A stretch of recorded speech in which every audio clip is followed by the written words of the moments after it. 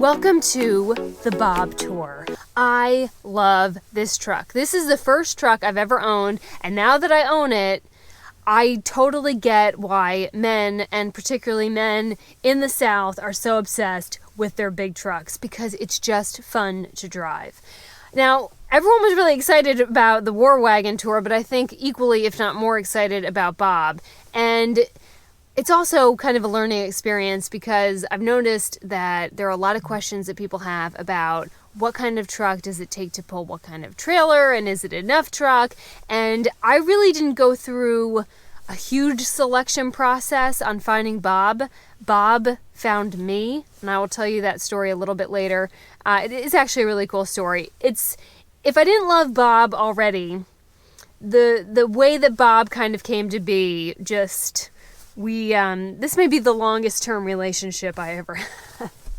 All right, so I'm going to show you Bob. I'm going to go through sort of the steps and mental gymnastics that I went through about picking a truck that would pull the fifth wheel. And then, special treat, electrician Michael is going to hop on in, and he's going to answer probably the harder, more technical questions that I noticed that a lot of people have about fifth wheels and trucks and pulling and towing and all that jazz, because he's a mechanic as well as an electrician, and a whole lot smarter than I am in that regard. So let's rock and roll. What happened was I went down to Lazy Days. I've already kind of told the story. This is condensed. To get a Tiffin, a Class A, but I knew that I was going to get this fifth wheel. I just kind of needed to prove it to myself that I was going to go down this road. So I'm down in Tampa trying to make a deal on the Tiffin. I end up finding the War Wagon, completely fall in love with it. Well, then I have a huge problem. I have a huge problem that looks as huge as this. I don't have one of these. Okay, so I needed to find a vehicle that would pull the fifth wheel home and everywhere else. And as it turns out, the Scion is just not quite up to the task. So now I'm shopping for two things. I've got to do the whole deal on this fifth wheel, and then I've got to find a truck. While that was going on, a 75-year-old couple was coming to Tampa as well, at the same time I was, and they were bringing in their truck with their fifth wheel because they wanted to buy a Tiffin. The super cool thing about how Bob came into my universe is that when I finally made the decision on the War Wagon, I immediately started to fly around with Patreon Deb and Battlefield Becky to all the dealerships anywhere near Lazy Days to try to find a truck. I've never bought a truck before. I don't really know what I'm buying. And I was like frantic to get this thing because I needed to get the War Wagon back. I had to get back to work. I had to get back to North Carolina. Patreon Deb and Battlefield Becky have to get back up to Washington, D.C. I mean, so we were like running and gunning. And nothing was working out at the dealerships for reasons I will get into in a little bit. So Lazy Days said, hey, look, just wait a little bit. Telling me to wait is like trying to hold a cat in a bathtub. Patience is not a virtue of mine. So they're like, listen, we've got this couple coming in. They're trading in a truck. We think it's a really nice truck. If you can just hold on, you may be able to just take this truck home. And I'm like, no, I'm not leaving it up to chance. Like, I'm going to get a truck. We went to so many dealerships, and every single one of them fell through. So at the very last day, and this was it, this 75-year-old couple comes into Lazy Days and drops this truck off, drops Bob off. Now, if this didn't work, I was going to have to pay for delivery, where they deliver the fifth wheel up to wherever I live, because I had no way to bring it back. So this was sort of the last the last option that I had, because all the dealerships, that was just a mess. Anyway, so on the very last day that I could possibly be in Tampa, this 75-year-old couple comes in, they drop off this truck, and I get a phone call that said, hey, if you want to look at this truck, come over to the lot and take a look. I come over, and I said I did not want a white truck. I don't like white trucks. I think they look like construction trucks. I wanted a black one. That wasn't an option. I laid eyes on Bob, and I just fell in love with this truck because of the story that I've already told before about who Bob is. I'll recap that in a minute. But the really, really cool thing is that when I got the Carfax report on this truck that this elderly couple, God love him, 75 years old, pulled a fifth wheel around, and I'm looking at the Carfax, and I notice the town where they bought Bob, and it was Charlotte, North Carolina, and specifically at the Victory Dodge dealership. Now, why is that special? That's special because the Victory Dodge dealership in Charlotte, North Carolina is where I bought the Babe Bus. So in 2018, that couple was in Charlotte at the Dodge Ram dealership buying their big-ass Ram pickup truck to pull their fifth wheel, and in 2018 at the very same store, I was there getting the Babe Bus. To me, that just sealed the deal and any questions I had that Bob was meant to be, and I was taking Bob home. That said, I think because they were an older couple and I don't know, maybe they had oodles of money. They put in every kind of bell and whistle into this truck to make it very easy for them to hook up their fifth wheel and to tow and to be very comfortable. And I think they had grandkids because there was a bunch of sprinkles in the back seat. Either that or they are 75 years old and really like sprinkles. Whatever, it doesn't matter. So there are so many things that they added to this truck to make it very, very nice. And I would not have been able to pay for these on my own. Because I was taking the truck right off the lot as it was coming in, and because I had already bought a fifth wheel at Lazy Days, and everyone needed to make a deal, I got an incredible price on this truck. I don't feel the need to defend my finances, but I also want people to know that if you are in the right place at the right time and you are good at negotiating, you can get things that maybe would not be possible from your wallet in normal circumstances. But it just was kind of meant to be. And I am thrilled to have this truck. So I will take you through all the bells and whistles. Quick reminder that Bob is named after Shirtless Bob, the mostly naked, big, hairy-bellied man with a cigar and flip-flops who, in his massive white pickup truck, rescued the Babe Bus out of the sand when it was stuck in Louisiana. My truck is named Bob in his honor. Isn't that nice? Heartwarming. When men buy a pickup truck, they put in more thought process into that selection than I think they do their spouse. Every woman in the world wants to find a man who looks at her the way that man looks at a brand new truck on a lot at a dealership. People have really, really, really sensitive feelings about brands of trucks. There are certain people that will only buy Fords. There are certain people that are only Rams, Chevys, GMC, Nissan, and they will look down their nose at you and tell you that your truck is shit if you bought anything else than what they got. Just know that. It's a sensitive subject. Like any other vehicle, and this was really similar to when I shot the very first video I ever did about choosing a van for a van conversion, because you had Fords and you had ProMasters and you had Nissans and you had all these options. And if you read the comment section of any of those videos, people get so dramatic and tell you this dramatic horror story that's really specific just to their scenario and why Rams are shit or Fords are shit, blah, blah, blah, blah, blah. Here's where I started. In general, and this is kind of a saying that you'll hear in the South, there are two types of trucks. There are working trucks and working man trucks.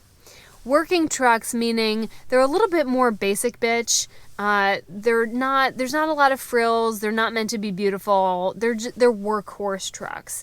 And working man trucks have more of the frills and they're just kind of, fancier. I like the working man's truck. When I was looking at a Ford, Fords have these really deep bucket seats, and they have very few ways to adjust the seat height, and you sit kind of low and your hands are up a little bit higher, or at least for me they are, because I live in 5'2"ville, and it's a little bit harder for me to... I felt like I needed a booster seat, okay? That's like the short end of that story.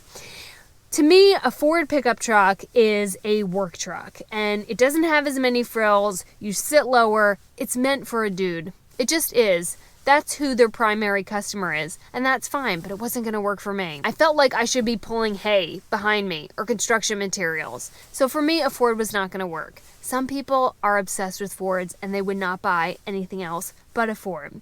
I will say that a Ford, they have a new kind of technology out. I think it's only on their 2019s and up. That might be wrong. It's a type of park assist where if you are towing, your truck wheels and your trailer wheels will communicate in sync, in harmony. Meaning, when you back up your Ford, your trailer will move in the same direction. Now, in any other situation, in any other kind of truck, when you are towing, the way you turn your truck, the trailer is going to move in the opposite direction. So they have come up with a technology that will sync them, and I imagine that over the next coming years, you will see more truck manufacturers developing the same, because it's a royal pain in the ass to have to switch your brain to back something in or out by grabbing the bottom of the steering wheel and pushing versus using the top. I'm not going to get into all that. There are entire videos dedicated to how to back up a truck. We're not going there. I really like Chevys. Chevys are the heartbeat of America. I enjoy Chevys. They are more on the work truck side of things. I could not afford any Chevy that I found on a dealership. A Chevy that is designed to pull something as heavy as a fifth wheel was way out of my price range. But I like Chevys. Nothing wrong with a Chevy. Nothing wrong with a Ford. Personal preference. That leaves, at least for me, Rams. Now, I love the Babe Bus. I had no issues with the Babe Bus. I am kind of a Ram girl.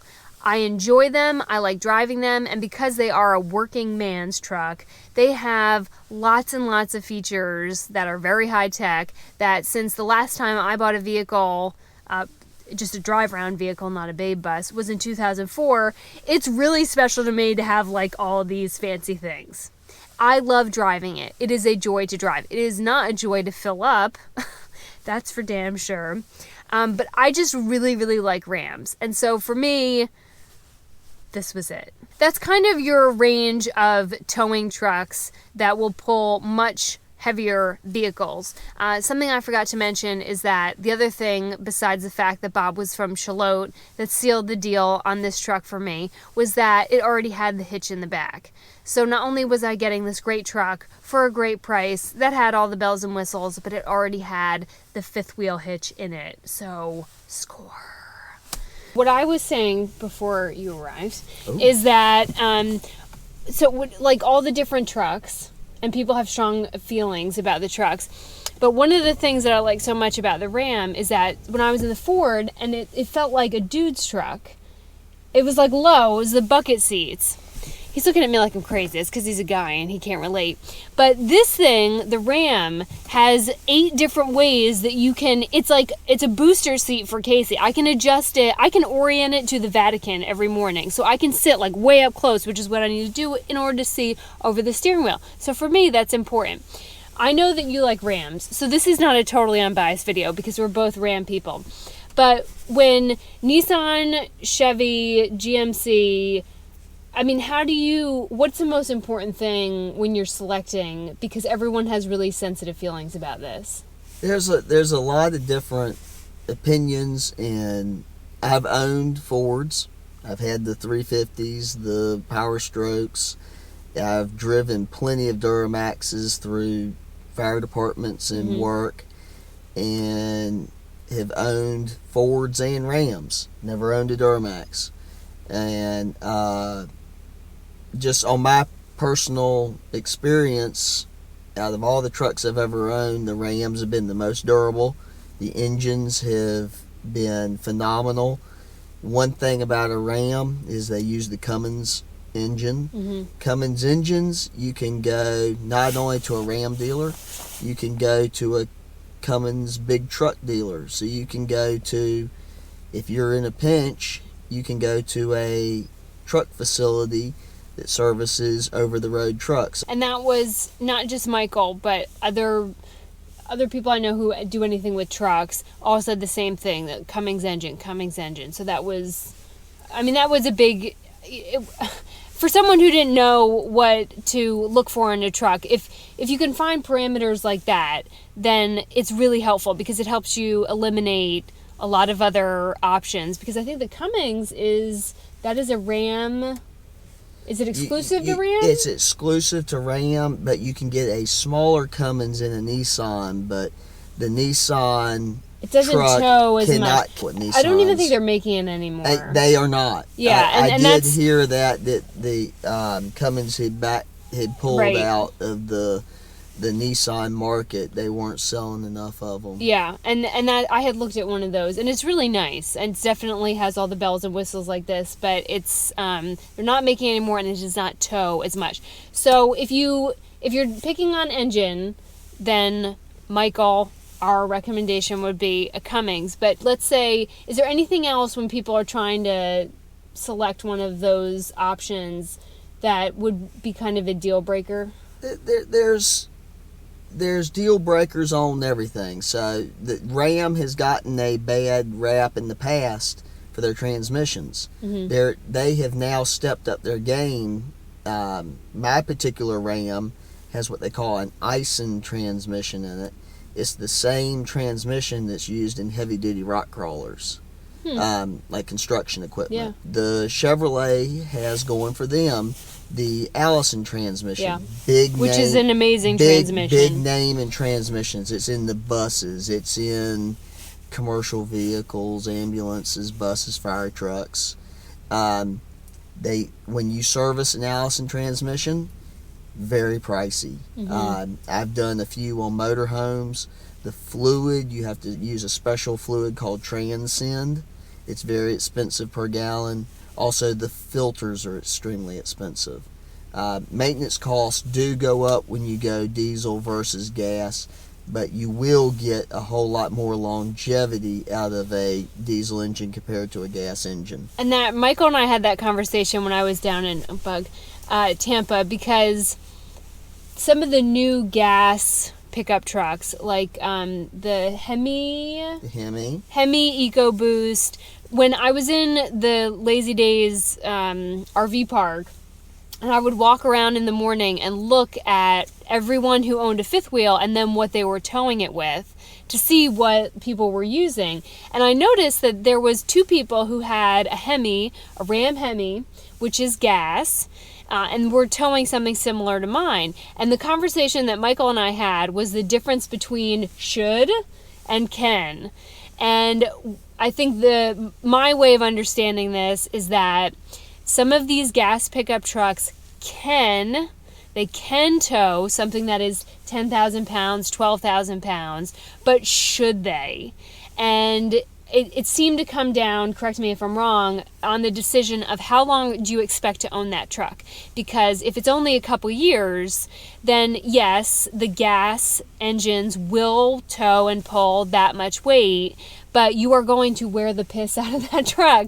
Now, a diesels were designed to do this. And I mean, if we look at 18-wheelers, tractor trailers, anything that is hauling heavy loads, they're all diesel, and that's because that's what it was designed to do. So I noticed that some people get really defensive, like, no, my gas pickup truck, it'll haul. Yeah, it can, but should it? And yes, you will save money on fuel and some of the other oil changes that make diesel more expensive, but you will wear that truck out faster. Is that accurate? Absolutely. And one thing to add to what you just said, I had an incident where my truck was in the shop and I had to rent a Ram and got the exact same truck, except for I believe it was short bed instead of long bed. And it was the Hemi as compared to my Cummins. The fuel mileage towing the exact same trailer The exact same load was, I think, 6 miles to the gallon, where I get 14 when I'm towing the exact same load with my diesel. And also, it absolutely knew that it was back there. Whereas when I'm pulling it with my diesel truck, I can set the cruise control and roll. Yeah, and I can testify to that because I drove from Florida to North Carolina, so my biggest hill was not really a hill. But when you ask that truck to pull up, up an incline or start from zero and go, and you feel that truck working, that the first couple times I had to do that, I was like, thank God I got diesel, because you can feel the truck working. And one of the bells and whistles that's on this fancy schmancy thing is a miles to the gallon. So like a fuel economy reader, and now it's become like my new game in the truck to see how high I can get it. But I think I pulled at 11 to 12 miles to the gallon, 11 to 12 with 10,000 pounds behind me with a diesel. And there's no way you're going to get that on a... No. Yeah. In fact, tractor trailers at one time used to be gas. And I didn't know that. They have now converted over. In fact, a lot of them used to be these old Ford they look like a cab over deal, and they were gas tractor trailers, and the fuel economy and just it took like a big old 466 Ford engine to get them to, and they were terribly slow and everything else. But the newer trucks, it's not as much the horsepower and everything else, it's the amount of torque, and the diesel engine can put out incredible amounts of torque compared to a gas engine. And the reliability, once again, short bed versus long bed. I was told to get a long bed truck because when you have your hitch and you're trying to make like jackknife turns, if you don't have a slider, and it gets really complicated, but it is way easier to make sort of jackknife turns if you have a long bed truck. You're giving the slider and the rig and the truck way more play. Because of the whole situation with getting this on trade, I got what I got, which is the 6 foot, not the 8 foot. And so I have to make some accommodations for that are not awesome. But is that, when you're looking at trucks, is the 8 foot, is that a deal breaker? It's not a deal breaker. You're going to pay a little bit more for the 8 foot bed. The nice thing about the short bed truck is it is a whole lot easier to park, especially if you're driving it around town. The other debate that I see people have a lot is 1,500, 2,500, 3,500 can and should. Again, when I was in the RV park, there were people who had Ram or Ford 1,500s and were quite adamant that that was more than enough to pull a fifth wheel. I have a 2,500. Michael has this monster beside me, which is a dually, right? No, it's single rear wheel. Well, it's a 3,500. It can drag a house behind it. It's actually really cool. But so what is, when you're trying to decide what will pull your rig, 1,500, 2,500, 3,500, what are the differences there? Well, a 1,500 is a half-ton pickup truck. Okay. So the maximum load it can haul is a half of a ton. So 1,000 pounds. Or 1,000 pounds of payload in the bed. And then towing. And this varies, I will say, between truck to manufacturers. truck and options and everything else. Don't quote me. I don't know the numbers without looking up the individual options on each truck. But you really don't need to be towing much more than a fairly decent sized tow behind camper behind the 1,500. I would think a 1,500 would be a standard trailer pull behind. Standard lighter model pull behind. Yes, you can tow a lot more than that, but should you? No, because it's not the getting it going that matters. It's the stopping it is where you're going to run into problems. The brakes, the drivetrain, and everything else are not designed for that much weight. 2,500s are about your middle of the road. You can tow. about what you want to for 2500. There's not a lot of differences. The truck itself between a 2500 and a 3500, drivetrain wise, there's no difference. It's the springs and the suspension that is different on a 3500. I thought that the whole thing was different. The exact same engine, the exact same drivetrain. On the 2500 and 3500 Rams, we have an air suspension, and it's the same exact style suspension system as a tractor trailer has. So it has a pump and it has airbags, and it automatically levels and lowers and adds air pressure as it needs to. And that's what we were doing. Correct. So this thing has, if you're not like right in line with the trail, rather than moving the trailer, you can lift and lower the bed of the truck from the driver's seat, and it is sweet as hell.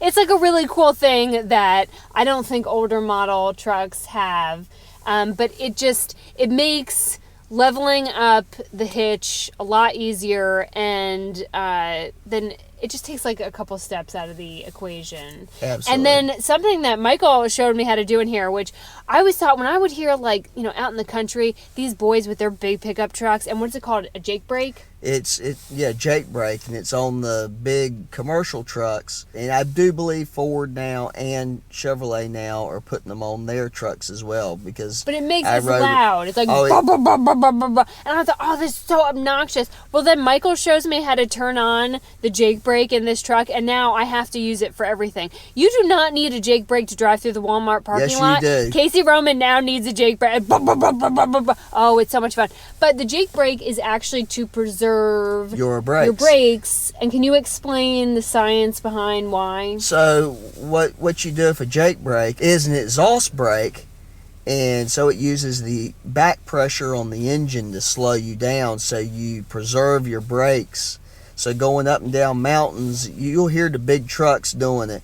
And they gear down, and then you'll hear them. It makes a really loud popping sound. Mm-hmm. What that is the Jake brake hitting, and the more engine brake, the more gearing and everything else they use, the less they have to rely on their other brakes, the truck brakes, which get hot. Mm-hmm. They can catch on fire. Oh, nice. Well, I noticed when I turned mine on, now I did not have my Jake brake on when I drove back from Tampa, so I was relying really heavily on the truck's brakes and the trailer brakes to stop the vehicle when it was moving.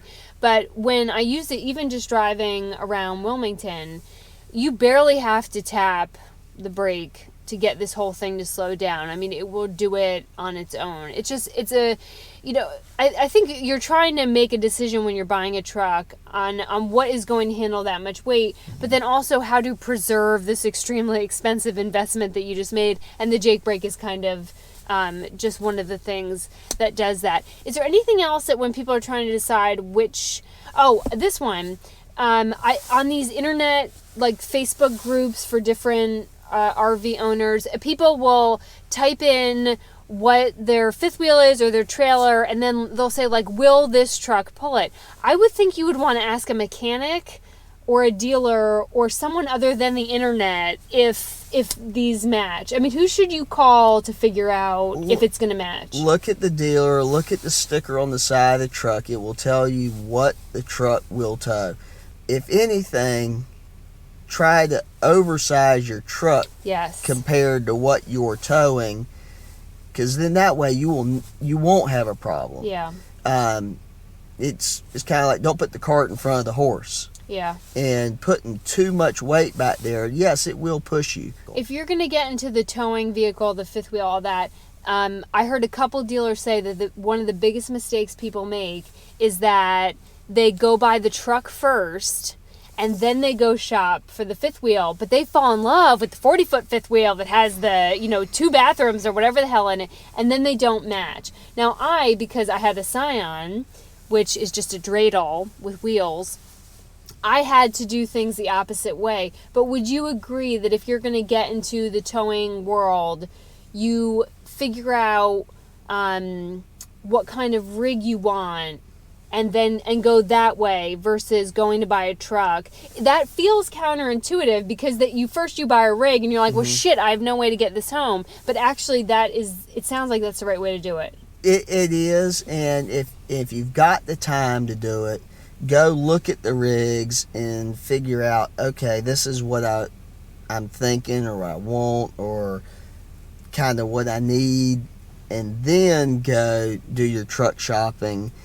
Once you've got that information, make the truck purchase and then go back. Or you can do like what you did, buy the rig first and then buy the truck secondhand. But yes, definitely don't go look at both. If you're set on getting a camper and you know you're going to need a new truck, go see what camper you want first before going truck shopping to make sure that you get the right pair.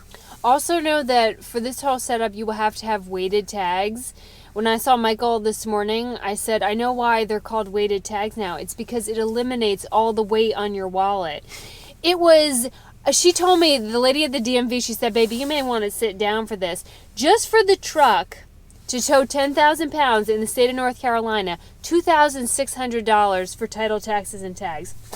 Oh. Now, she said, I was like, well, what if we just say it's not 10,000 pounds? What if we say it's, 30? And she said, well, you can do that. But she said the DOT might give you a ticket if you're underweighted. I've never heard of an RV owner getting a ticket from DMV for being off weight. Maybe it happens. You have to decide your risk tolerance. I'm not going to say yes or no. He's not going to. This is one. a professional here, so he's not going to give it shady advice. I'll give the shady advice. Now, I followed the book on this one because I don't like fines. But just know that for this kind of a setup, if you were going to be towing anything, if you were going to have a big-ass fifth wheel, you will need weighted tags, and you will need to work a couple second jobs to afford the weighted tag. What else do people need to know when picking out for towing truck wise? If you're not going to be driving it every day and you're going to have a heavy or very heavy fifth wheel, I'd go with a dually. Really? I didn't think you were going to say that. If you're going to be going all over the country and everything else, there is some advantages to it. Okay. It's a little bit more stable, especially if you blow a rear tire. You won't blow both of them at the same time. You'll blow one or the other. You'll blow either your inside or your outside. So it's got a little bit of redundancy there. If you're not going to be going off-road or doing other stuff, four-wheel drive may not be something you need to have. So that can lessen the price, and it can also there's a lot less moving parts up in the front end, transfer cases, and you'll also get better fuel mileage. You'll also have better tire wear. Those are some things to look out for. But if you're driving it every day, definitely go with a single rear wheel. Okay.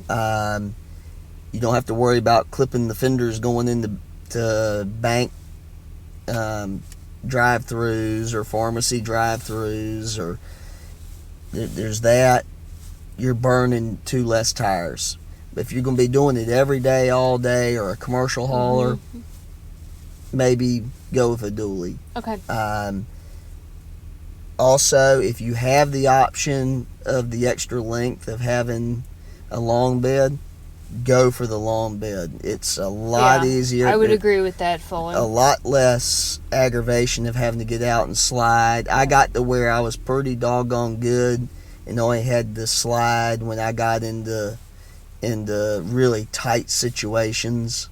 Like a really sharp U-turn? Like a really sharp U-turns, or in really tight campgrounds, or in tight parking areas where I had to slide it.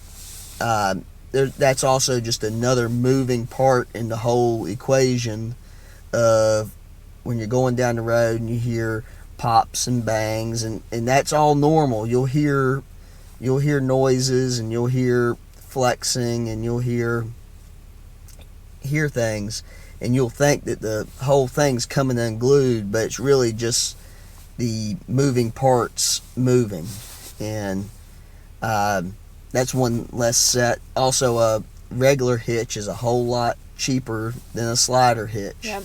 Also weighs less, so you're losing weight and can carry more.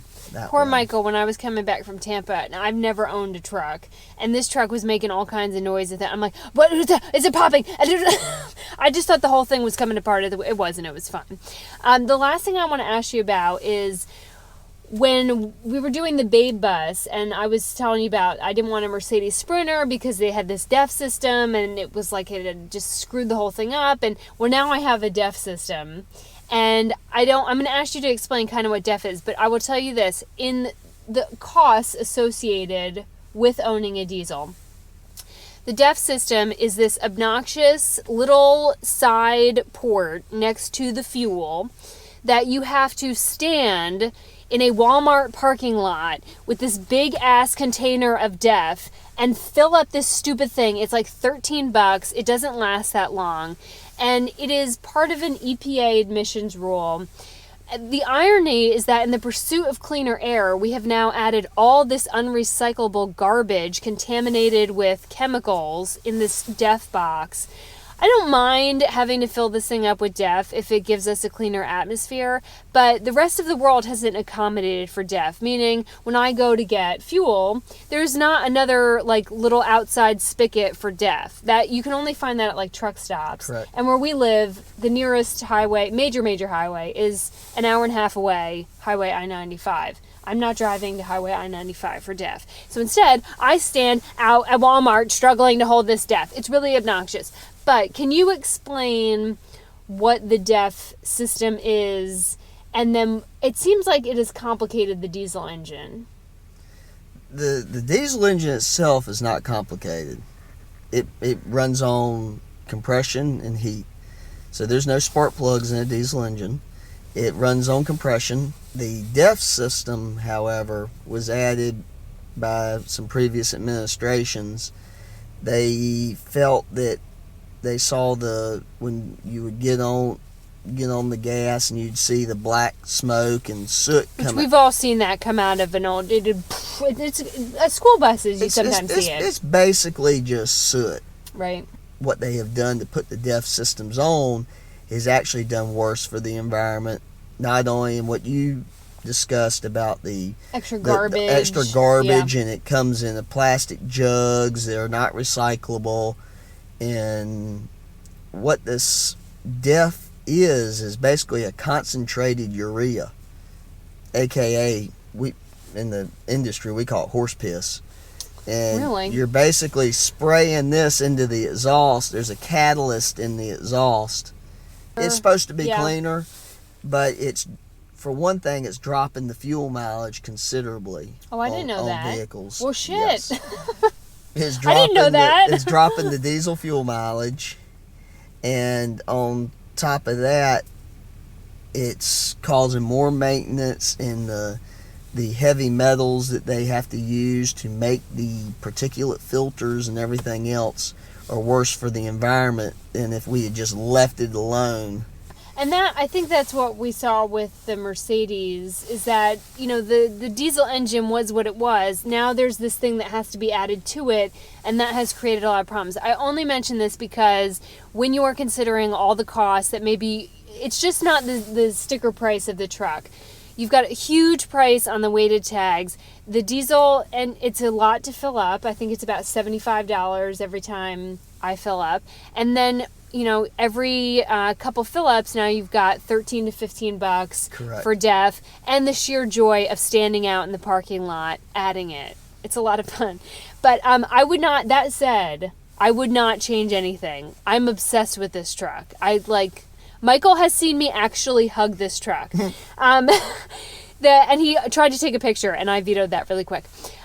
So I'm going to have Michael show you some of the things on here that I don't even know how to use, but he's really educated on the brakes and the lifts and all that. The last thing I will say is that just like having a doctor, having a primary who knows you and your health and checkups and all that, I can't say enough about how important it is to have a mechanic or somebody that you just, as your go-to, and I'm not talking about going to Jiffy Lube or just like throwing it in somewhere, but Michael knows my vehicles. He also knows that I may not be the very best at keeping up the schedules of maintaining them, but he is my go-to person for anything that I have a question on the rig or my truck or anything.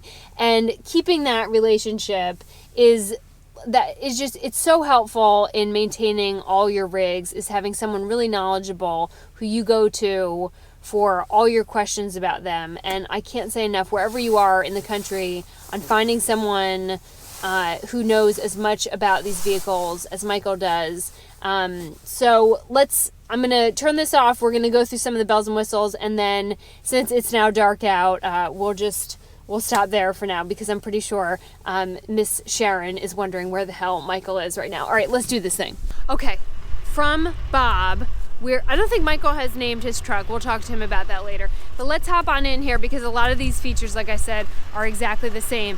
One of the things I'll point out is, see how our mirrors are different? If you turn your mirrors up this way, it's a lot easier when towing. Apparently mine have a button that will just flip these automatically, but it's not working. I don't know, I like keeping mine like that. But again, on the Rams, they will flip up this way and you can see way more of your rig behind. Okay, let's get into the big truck.